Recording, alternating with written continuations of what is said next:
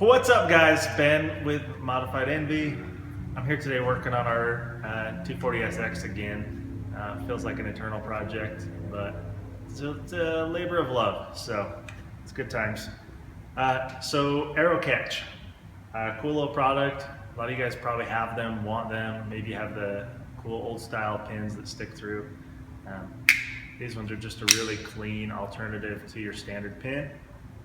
Thing I found though, putting these in, not a lot of instructions out there, and not really videos to speak of, a couple walkthroughs, and for those of you that have done those walkthroughs, thank you, because they help me out a bit, but I think I've got a better approach for you to take on installing these arrow catches. So, arrow catch, you're welcome. I wrote your instructions for you. So, first thing you're gonna want to do, out of the package, they come with a template.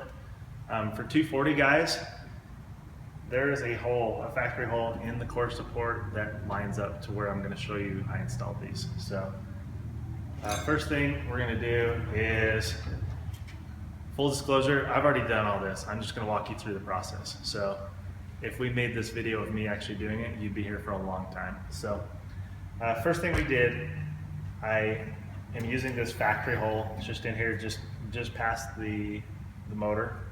And I'll give you a close-up on that. Don't bring that in. So our actual pin is going to chill and hang out right here. To mark that, I got underneath, closed the hood. I just used a Sharpie and I marked my hole. Okay. I took my template. Put my pin in that hole that I drilled in the hood, and this has crosshairs in it.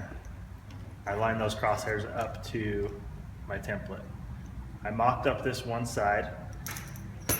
I tape measured out this template off of the crosshairs from the edges of the hood, and just made both of them at the same time. I then took a hole saw. I had I apologize, I don't remember the exact measurements. I can probably throw those in comments for you. So drew on my masking tape here with my template, and then go ahead and mark those crosshairs because they're going to help you out later. Okay, and then use a ruler, something straight. Don't use your template like I am. I just don't have one on me. And then I did this.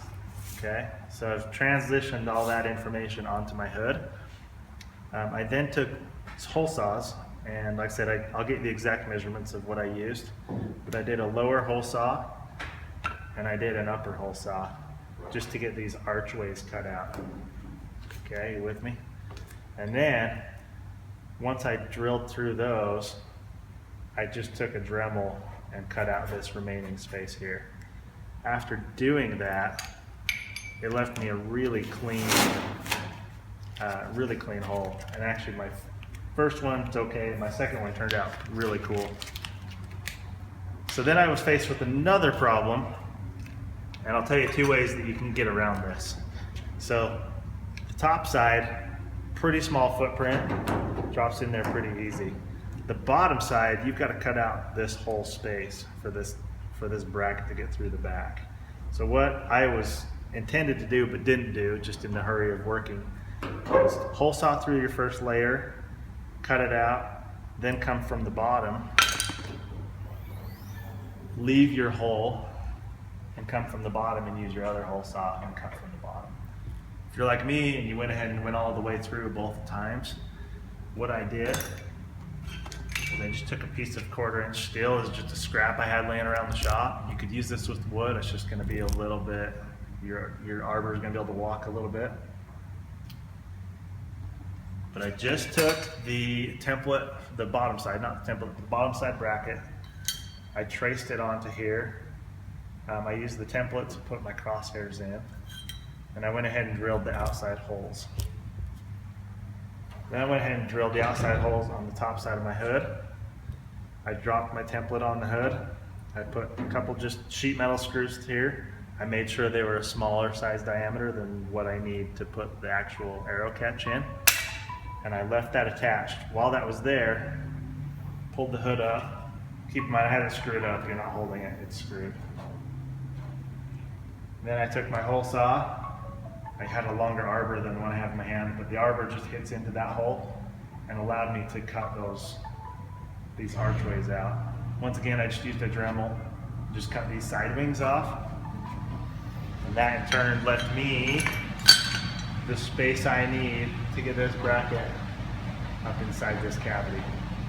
So with that there, my arrow catch has room to come in,